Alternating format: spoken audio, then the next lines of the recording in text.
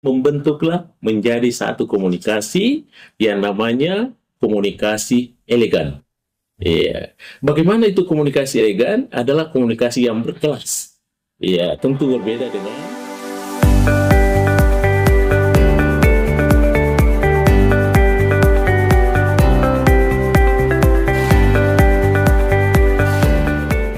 Bismillahirrahmanirrahim. Assalamualaikum warahmatullahi wabarakatuh. Para pemirsa sekalian dimanapun berada, terima kasih karena selalu menyempatkan waktu menonton channel YouTube kita, Mr. Koronis, komunikasi romantis dan humanis. Baik para pemirsa sekalian dimanapun berada, tentu saja selalu saya ketengahkan bahwa channel YouTube kita ini tentu selalu berbicara tentang fenomena-fenomena komunikasi, ragam komunikasi, pernak-pernik komunikasi, ya, dan variasi-variasi komunikasi. Pendek kata bahwa komunikasi ini adalah sesuatu yang sangat luas, ya. Komunikasi adalah sesuatu yang setiap ilmu yang mendekatinya, maka dia bisa beradaptasi dengannya. Ya, ketika didekati oleh ekonomi, maka bisa menjadi komunikasi ekonomi. Ketika didekati oleh kesehatan, maka dia akan menjadi komunikasi kesehatan. Kedokteran akan menjadi komunikasi kedokteran.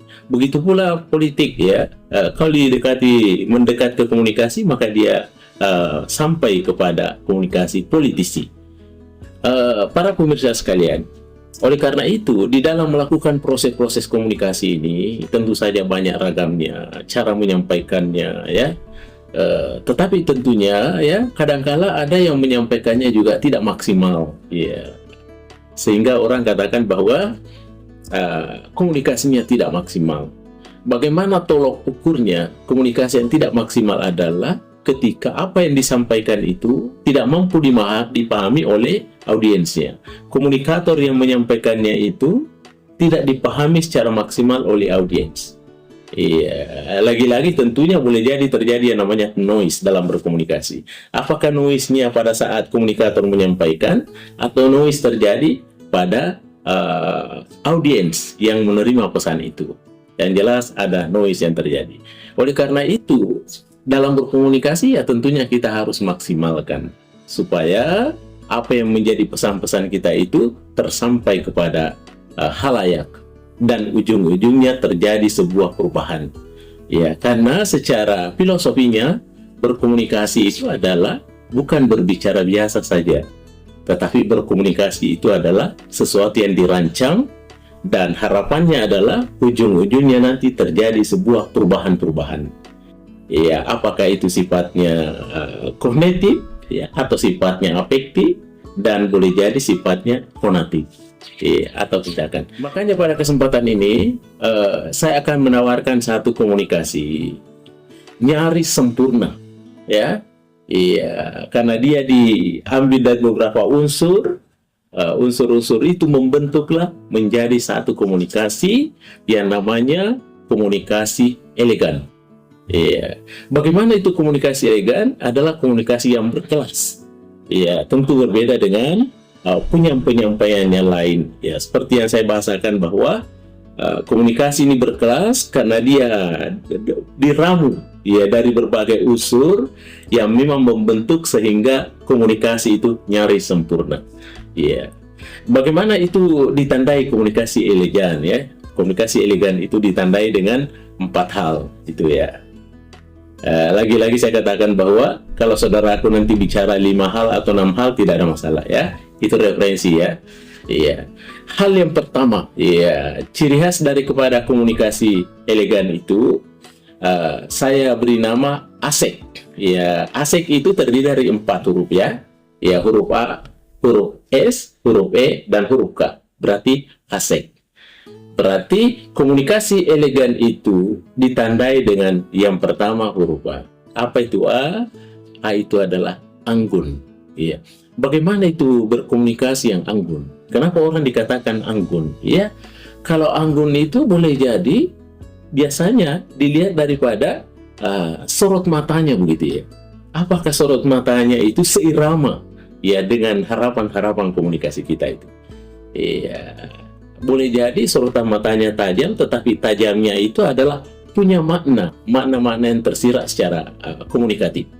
Ya, itu boleh jadi dilihat daripada ekspresi wajah. Ya, itu bagian dari keanggunan ya. Ada sesuatu yang dinampakkan ya, yang merupakan satu bentuk inspirasi buat audiensnya, sehingga dikatakan anggun. Itu yang pertama. Kemudian yang kedua, bagaimana menandai ciri yang elegan, komunikasi elegan, itu yang kedua ditandai dengan santun. Jadi tadi yang pertama adalah anggun, yang kedua adalah santun. Ya, dalam bahasa sehari-hari, ya bagi kita orang Timur ya, orang Indonesia, kalau santun itu pasti dia menyampaikan sesuatu bahasa, memilih diksi, memilih bahasa untuk menyampaikannya.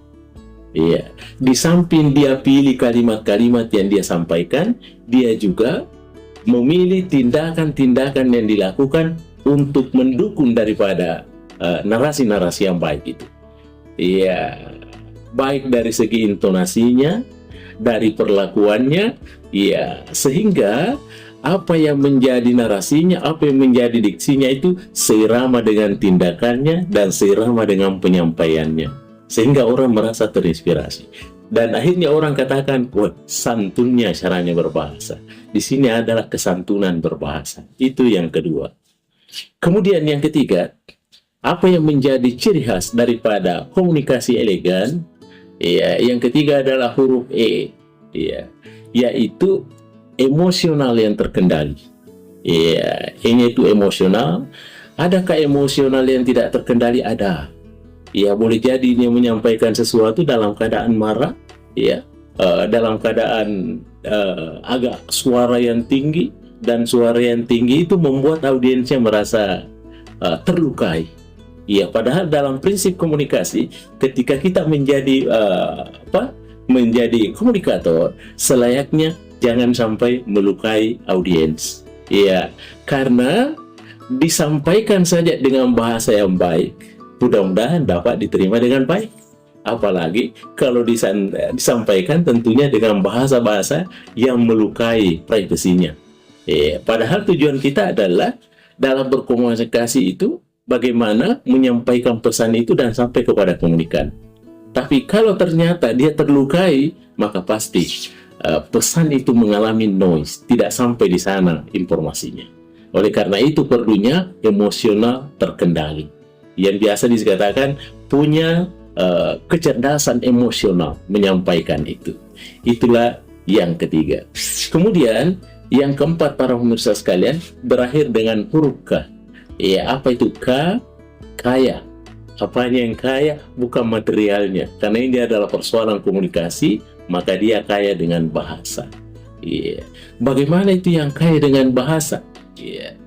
Jadi menggunakan satu bahasa tidak harus menggunakan bahasa-bahasa yang sifatnya mendikte, menjustifikasi, atau menghakimi. Iya, boleh jadi menghakimi secara konatif, menghakimi secara afektif, ya, atau menghakimi secara tindakan.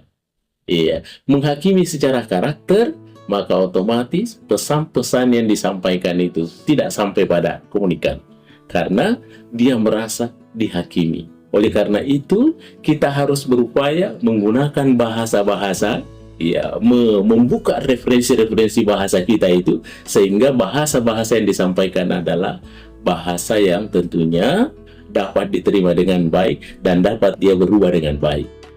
Tidak semua bahasa kasar dapat merubah seseorang, tapi kadangkala bahasa-bahasa yang lembut, diksi yang baik itu kadangkala membuat orang menjadi sadar dan terinspirasi. Ya, karena di dalamnya ada semacam persuasif. Oleh karena itu, maka penting kaya akan bahasa di dalam menyampaikan itu. Sehingga dengan demikian, maka dia termasuk kategori komunikasi yang elegan. Ya, komunikasi elegan. Ya, jadi para pemirsa sekalian, jadi komunikasi elegan itu di sini saya bahasakan bahwa ditandai dengan 4 hal. Saya singkat dengan asik. Ya, A-nya itu adalah anggun. Yang kedua, S-nya itu adalah santun. Dan yang ketiga adalah E-nya adalah emosional yang terkendali. Dan yang keempat adalah kaya dengan bahasa. Iya. Baik para pemirsa sekalian di mana berada, terima kasih atas segala atensinya. Mr. Koronis mengundurkan diri. Assalamualaikum warahmatullahi wabarakatuh. Mr. Koronis.